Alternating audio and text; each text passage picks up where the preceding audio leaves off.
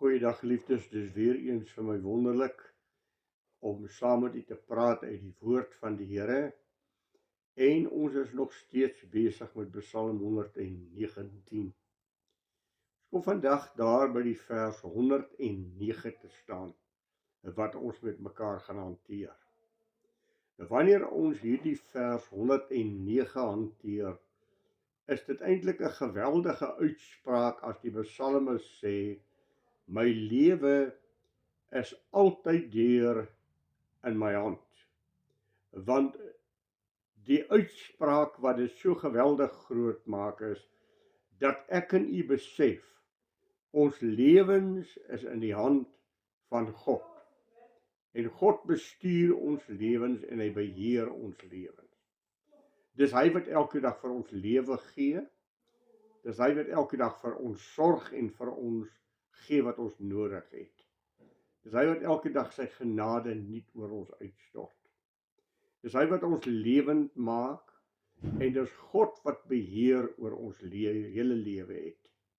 1 Korintiërs 4 vers 7 stel dit mooi. Wat het jy wat jy nie ontvang het nie? En as jy dit ontvang het, waarom roem jy asof jy dit nie ontvang het nie? Uit hom, deur hom en tot hom is alle dinge. En ons bely dit, en die psalmis het dit telke male bely om te sê, Here, maak my asseblief lewend. Die psalmis het ook verklaar om te sê, as die Here nie vir my was nie, dan het my siel gou in stilte gewoon. En dis die groot waarheid wat ek en u moet besef, dat as die Here nie sy seën oor u en my uitspreek en elke dag vir ons sorg nie, het ons geen hoop nie. Maar geliefdes, daar is 'n ander kant van die saak ook. As die psalmis kom en sê, my lewe is altyd deur in my hand, dan wil hy vir u en my oproep om te sê, dat ons is nie apaties in ons wandeling met die Here nie. Ons het 'n verantwoordelikheid wat ons moet nakom as kindertjies van die Here. Ons neem kennis uit God se woord, van wat die Here vir ons wil sê, en dan het ons 'n verantwoordelikheid om God gehoorsaam te wees, of om nie gehoorsaam te wees nie. Reeds daar in Deuteronomium, die 11de hoofstuk van die 24ste vers af, het die Here gesê, elke plek wat jou voet so neersit sal joune wees, niemand sal voor jou stand hou al die dae van jou lewe nie, as jy luister na wat ek vir jou sê. En as jy uitvoer dit wat ek jou beveel, dan sal jy geseën wees in al jou weë en sal dit met jou voorspoedig gaan. Maar dan sê hy ook vir die volk, maar as julle nie luister na dit wat ek vir julle gesê het nie, sal die vloek van God oor julle lewens kom. Ook in Josua 1, toe hulle die land Kanaan in pag moet neem, toe sê die Here, soos wat ek my knegt Moses beveel het, sê ek vir jou Aaron, vir jou Josua, jy moet oplet na die wet van die Here. Jy moet dit dag en nag oordink, sodat jy nougeset daarvolgens kan handel. Dan sal jy voorspoedig wees in al jou weë en niemand sal voor jou stand hou nie. Hoor u wat die woord van die Here sê, keuses wat ons voortdurend in ons lewe moet maak. Kom ek en u vra mekaar, het God in gedagte gehad dat sy volk die land Kanaan moes beerwe? Is dit wat God vir hulle wou gee? En tog lees ons daar in Hebreërs die 3de hoofstuk vers 19, lees ons woorde. God het 'n gedagte gehad met vir hulle te gee, maar weens ongeloof en ongehoorsaamheid het God gesweer dat die volk die land Kanaan nie sal ingaan nie. U ken die verhaal. Toe hulle daar by die Jordaanrivier kom en Moses stuur verspieders om die land te gaan verken. Toe kom hulle terug met die bewyse van dit wat God gesê het, 'n land wat oorloop van melk en honing. Hulle kyk na die vrugte en dit is vir hulle ongelooflik om te aanskou die vrugte wat daardie land produseer. Maar 10 van die 12 verspieders sê die vyand in daardie land, die Kanaaniete, is geweldig groot in ons oë. Ons weet nie of ons teen hulle weerstand sal kan bied nie. En daarom raai ons julle aan dat ons nie die land sal binne gaan nie, want ons weet nie of ons die Kanaaniete sal kan uitroei nie. Het hulle vergeet van Egipte land? Het hulle vergeet van God se belofte? Sodat God in sy toorn gesweer het. Almal 20 jaar en ouer sal in die woestyn gaan sterwe. Nie een van hulle sal die land Kanaan beerwe nie, en vir 40 jaar swerf hulle in die woestyn rond. Net Joshua en Caleb wat God geglo het, wat by die volk aangedring het om God te glo, en die wat 20 jaar en jonger was, het die land Kanaan tegemoet gegaan en het die heerlike seën van God belewe. God het vir Samson daardie onwrikbare, ontembare man gemaak van krag, as 'n rigter van God. Maar Samson het in sonde begin verval. Hy's gewaarsku deur sy ouers om dit asseblief nie te doen nie. Hy het egter 'n besluit geneem om te sê ek wil. Wat is die einde van Samson? Hy word sy oë uitgesteek. Hy word soos 'n muil aan 'n maalmasjien vasgemaak. En uiteindelik sterf hy ook 'n selfmoord as hy die tempel op homself laat instort en dan ook sy vyande in die proses verdelg. Wou God vir Israel seën in die land Kanaan? Ja, maar hy het 'n opdrag gegee om te sê, as julle Jerigo inval, daardie stad gaan wonderbaarlik in mekaar stort, dan gee ek hierdie stad vir julle, maar alles in hierdie stad is onder die banvloek, julle mag niks uit daardie stad vir julle self vat nie. Een man Agan luister nie na die bevel nie. Toe hy die goud en die silwer en die kosbare stere sien, toe is daar 'n versoeking in sy hart om te sê ek kan nie hierdie goed net los nie, en hy vat skelm daarvan, gaan begrawe dit by sy tentpen. Hulle oorwin die stad Jerigo. Maar toe hulle by die volgende ou staadjie uitkom wat 'n niks beduidende ou klein staadjie is, toe ly hulle 'n geweldige nederlaag. Joshua lê op sy aangesig voor die Here. Here, het U nie vir my gesê elke vyand sal voor my buig nie? Het U nie gesê oral waar ek my voet neersit sal U vir my gee nie? Het U ontrou geraak, Here? Nee, Joshua. Israel het gesondig. Israel het gedoen dit wat ek hulle beveel het. Hulle het van die bangoed gevat. En luister, ek sal nie een oomblik meer verder in julle midde wees, totdat julle die skuldige uitgedelg het nie. Uiteindelik is Agan en sy hele huisgesin uitgedelg, omdat hulle uitgewys is as die skuldige.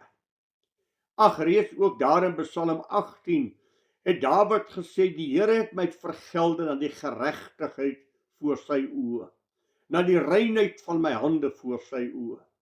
Want by die liefderyke betoon U self liefderyk. By die reine betoon U self rein. By die opregte betoon U self opreg. Maar by die valse betoon U self verkeerd. Keuses wat die mens maak, het 'n invloed op die seën van die Here. En in daardie opsig sê die psalmis, my lewe is altyd deur in my hand.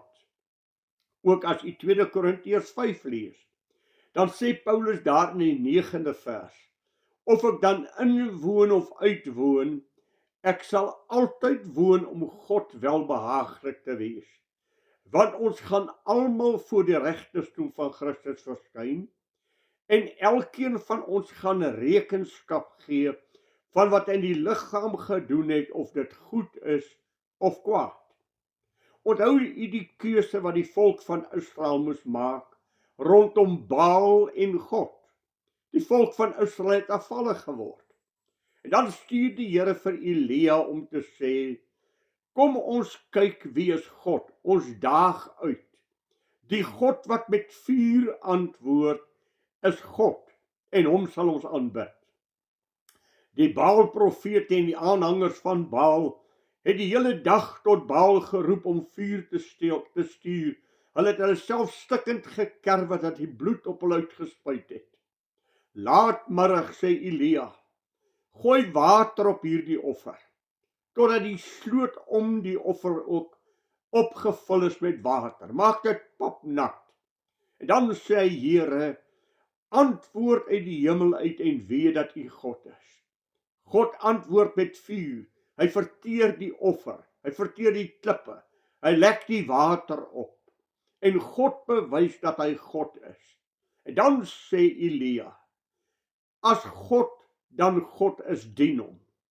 As Baal dan God is, dien hom. Maak 'n keuse wie jy wil dien. En pluk dan die vrugte van die een wat jy gaan dien. Daar in Josua 24 het Josua die volgende gesê, kies dan wie julle wil dien, maar ek en my huis, ons sal die Here dien. Elke dag van ons lewe het ons keuses wat ons maak, geliefdes. En hierdie keuses het vrug. Of dit sal die seën van die Here oor my lewe bring, of dit sal die toorn en die tugtiging van die Here oor my lewe bring. Daarom die Psalmis se woorde, my lewe is altyd deur in my hand. As 'n mens let op Filippense 2 vers 12 en 13, dan maak hy die uitspraak, werk julle eie heil uit met vrees en bewing, want dit is God wat in julle werk, sowel as om te werk na sy welbehae. In die 3de hoofstuk vers 15 sê, dat julle onberispelik en opreg sal wees, kinders van God, te midde van 'n krom en verdraaide geslag, onder wie julle skyn soos ligte in die duisternis. In die 4de hoofstuk vers 12 maak Paulus die uitspraak, ek is nog nie volmaak nie, maar ek jaag daarna, asof ek dit kan gryp, omdat ek ook deur God gegryp is. En dan vers 14, ek vergeet die dinge wat agter is, ek strek my uit te wat voor is, ek jaag na die doel, om die hoë prys te verkry, wat daar in Christus Jesus, ons Here, vir my is. As hy aan die Efesiërs skrywe, in die 4de hoofstuk vers 22, dan maak hy ook die uitspraak, wat die vorige lewenswandel aanbetref, moet julle die oue mens, wat deur die begeerlikheid van die verleiding ten gronde gaan, aflê.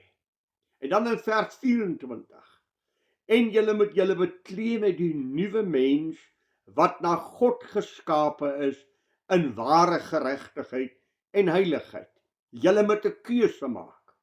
Daar is altyd in die geestelike lewe 'n aflegging van dit wat God nie behaag nie, en 'n aanname van dit wat God wel behaag.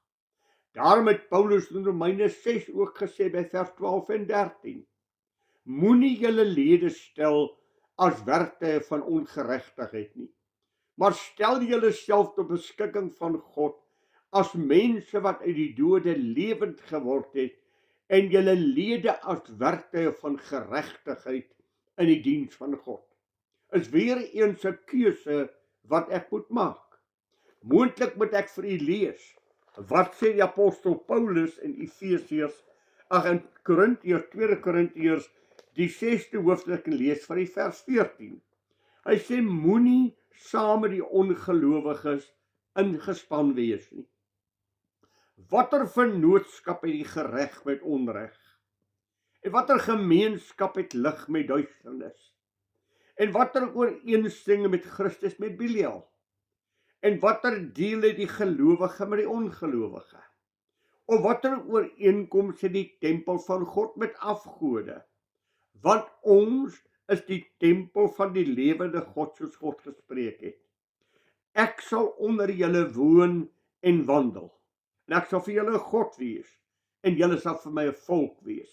Daarom, gaan onder hulle uit, of kom onder hulle uit, wees afgesonder, sê die Here, en moenie aanraak wat onrein is nie, en ek sal julle aanneem. En ek sal vir julle vader wees, en julle sal vir my seuns en dogters wees, spreek die Here, die Almagtige. Sien u weer eens dat daar 'n keuse moet maak word in my lewe. In Romeine 8 het Paulus gesê, hy wat in die vlees lewe, sal deur die vlees sterwe, maar hy wat deur die gees die werke van die vlees doodmaak, sal lewe. Weereens is dit 'n keuse wat ek en u maak in ons eie persoonlike lewe. As ek weer vir u kan terugvat na Efesiërs, en wel daar by die 5de hoofstuk vers 10, as hy vir ons sê dat ons moet doen dit wat God welbehaaglik is, beproef wat die Here welbehaaglik is, en hou geen gemeenskap met die onvrugbare werke van die duisternis nie, maar bestraf dit.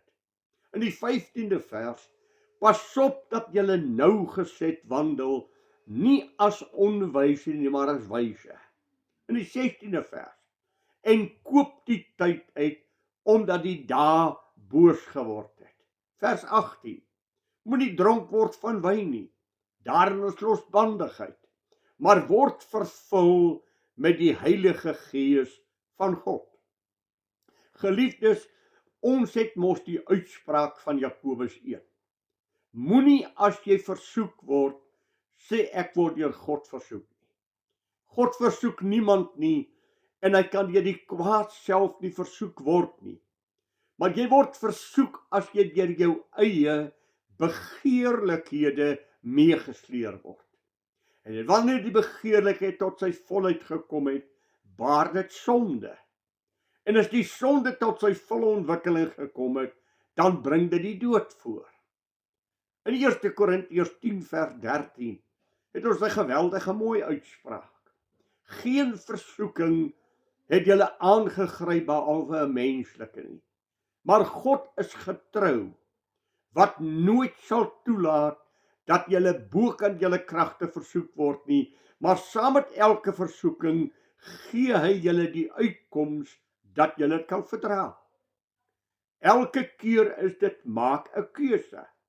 Elke dag van ons lewe maak ons 'n keuse. En die psalmis sê, my lewe is altyd deur in my hand. Met ander woorde, ek maak keuses, ek neem besluite, en die besluite wat ek neem, gaan daar gevolge aan wees. Ek kan nie verwag dat God my moet seën as ek die Here nie gehoorsaam is nie. Ek kan nie onverantwoordelik lewe teen die woord van God en die seën van die Here in my lewe verwag nie. God kan nie sonde seën nie. God sal dit nooit seën nie, want God is heilig. Daarom sê 1 Johannes 1, God is lig, en daar is geen duisternis in hom nie. As ek sê dat ek met God gemeenskap het, maar ek wandel in die duisternis, dan lieg ek en doen nie die waarheid nie. Maar as ek in die lig kom wandel, soos hy in die lig is, dan het ons gemeenskap met mekaar, en die bloed van Jesus Christus reinig ons van alle sonde. Is dit nie juis afvalligheid wat die volk van God onder die oordeel van die Here gebring het, en hulle telke male in ballingskap geplaas het nie, omdat hulle nie geluister het wat God gesê het nie, omdat hulle van God af wegbeweeg het, omdat hulle nie ag gegee het op die stem van die Here nie, het die toorn en die kastyding van God in werking getree, en God moes hulle baie swaar straf. 1 Korintiërs 10 vers 1 tot 6 kan u lees. Die hele volk van Israel het uit Egipte land getrek. Hulle het almal uit die geestelike rots Christus gedrink. Hulle het almal die geestelike brood uit die hemel geëet. Maar God het aan die meeste van hulle geen welgevalle gehad nie, maar in die woestyn neergeslaan. En hierdie dinge is vir ons gegee as voorbeelde, dat ons nie teen God sal sondig en nie teen die Here ongehoorsaam sal wees nie, want God is 'n God van reg en geregtigheid. As God met sy volk praat, dan verwag God dat sy volk sal luister. Ag, die geweldige seën, en ek gaan dit nie vir u lees nie, maar dit self gaan lees. Gaan lees wat sê Psalm 91 aangaande die seëninge van die Here. Gaan lees Psalm 27. Gaan lees wat sê eerste Josua 1 vers 8 en 9. Gaan hoor wat sê die woord van die Here. God wil sy volk seën. Ek het al so dikwels vir die daardie teks gegee, Jesaja 30 vers 18. Met ongeduld wag God om ons genadig te wees. As ons na Judas 24 luister, dan kry ons 'n geweldige vers. Aan hom nou wat magtig is om julle van elke struikeling te bewaar. En daarom moet ons luister wat sê Josua 18 vers 4. Hoe lank gaan julle traag wees om die land in besit te neem wat die Here julle God aan julle gegee het? Kan ek weer vir herinner? Wou God sy volk seën? Wou hy vir hulle 'n land gee wat oorloop van melk en honing? Wou hy vir hulle oorwinning oor elke vyand in hulle lewe gee? Ja, dis die wil van God dat ons oorwinnend sal lewe. Daarom sê die Bybel, ons is meer as oorwinnaars deur Christus wat ons krag gee. Daarom sê die Bybel, God sy dank, wat ons altyd laat triomfeer. En die reuk van sy kennis deur ons oral versprei. Want ons is 'n aangename geur van Christus tot eer van God onder die wat gered word, sowel as die wat verlore gaan. Daarom sê die woord van die Here, wat die oog nie gesien en die oor nie gehoor en in die hart van die mens nie opgekom het nie, wat God berei het vir die wat hom liefhet. Daarom sê die woord van die Here, ons moet God aanskou. Ons aanskou God soos in 'n spieël. Soos as ons self in 'n spieël sien, aanskou ons God. En so meer ons God aanskou, word ons van gedaante verander na dieselfde beeld, as van heerlikheid tot heerlikheid, as deur die Here wat die Gees is. Die Here sê vir ons in Johannes 5 vers 40 'n geweldige woord. Die mense wou nie na my toe kom om die ewige lewe te beerwe nie. Ek wou vir hulle die lewe gee. Ek wou hulle seën. Ag, hoe praat hy met sy eie volk?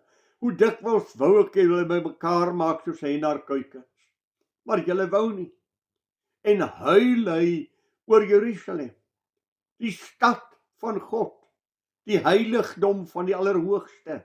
Wanneer hulle sonde en ongehoorsaamheid sien, huil hy en sê, bid tog die Here dat hy arbeiders in sy oes sal uitstuur, want die oesland is groot, maar die arbeiders is min. Ek wou julle seën. Geliefdes, God is 'n God wat sy seën oor ons wil gebied. My lewe is altyd deur in my hand. Dan kom die psalmis met 'n oorgawe in sy hart en hy sê, Here, ek sal die gebooie van God onderhou. My lewe is in my hand, ek sal luister na wat u sê. Geliefdes, God is 'n God van groote toorn. Ek moet weer vir u herhaal.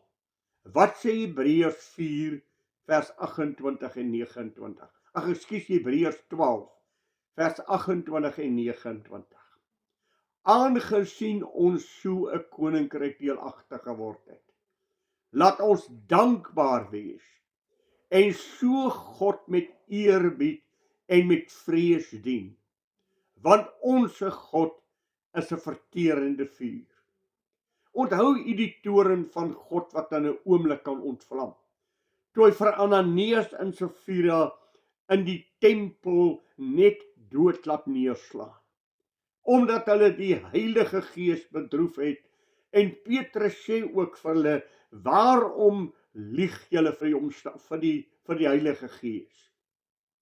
Gehoorsaamheid aan die woord van God. Nie net kennis neem van wat hy sê nie, nie net hoor wat hy sê nie, maar die oomblik as ek doen wat hy sê, dan ontvang ek die seën van die Here. Verstaan jy, met die Here 'n verhaal vertel van 'n pa wat na sy seuns toe gaan en sê, seun, gaan werk vandag in my wingerd. En die seun sê, sekerlik pa, ek sal dit doen. Maar hy het dit nooit gaan doen nie. Hy het na tweede se seun gekom en gesê, pa, my seun gaan werk vandag in my wingerd. Nee pa, ek wil nie. Maar hy het tog later skaam gekry en gegaan en in die wingerd gaan werk. Die vraag wat die Here vra is, wie het die doel? Wie was sy vader gehoorsaam? Wie het gedoen wat sy vader gevra het? Hy sal die seën van die vader beerwe.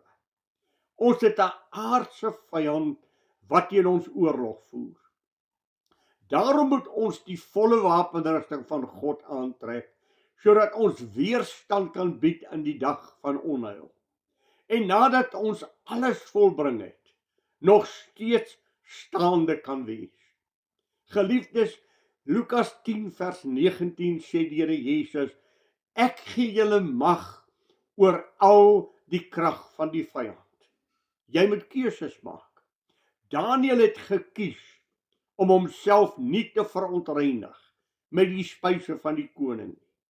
Josef het gekies om nie God ongehoorsaam te wees deur oor te spel te pleeg met sy heerse vrou nie.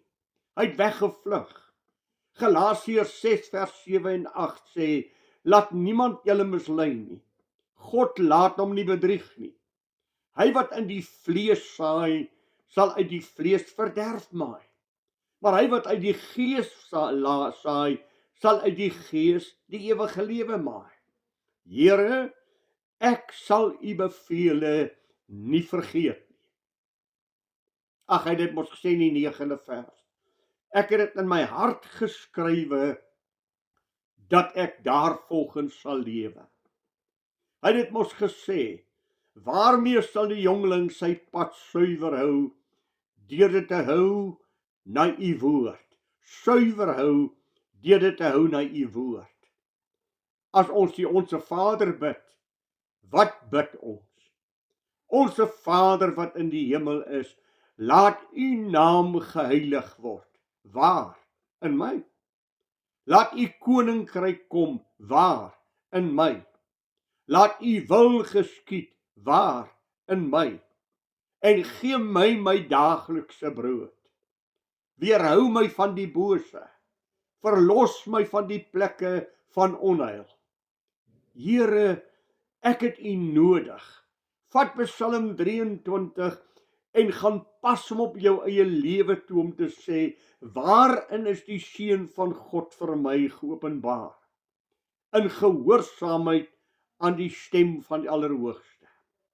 Daarom het Paulus vir Timoteus gesê, vlug weg. Hou geen gemeenskap met die onreg nie. Hou jouself rein. Hou jouself voor God eerlik en opreg. Lewe opreg met die Here. Wees 'n voorbeeld vir die gelowiges. Geliefde, jy het 'n keuse. Waarna kyk jy op TV? Jy het 'n keuse oor die internet. Jy het 'n keuse oor jou huwelik. Jy het 'n keuse oor jou verhoudinge. Jy het 'n keuse oor jou verhouding met God. Here, my lewe is altyd deur in my hand. Daarom, Here, help my. Ek sal u gebooie nie vergeet nie. Ek sal wandel volgens dit wat u vir my sê. Ek sal myself dissiplineer soos Paulus sê in 1 Korintiërs 9. Ons is almal in die wedloop betrokke. Ons hardloop om 'n onverwelklike krans van heerlikheid te ontvang.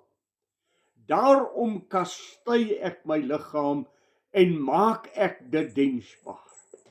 ek en u 'n verantwoordelikheid voor God. Daarom, my lewe is altyd weer in my hand. Here, ek sal u gebooie nie vergeet nie. Mag die Here vir u ryklik seën en mag hierdie woord vir u en my tot opbouinge in ons eie persoonlike saligmaker, 'n saligheid voor die Here wees. Die Here seën vir u ryklik totdat ons weer met mekaar saamgesels. Goeiedag vir u en ek bid u die Here se rykste seën toe. Goeiedag geliefdes.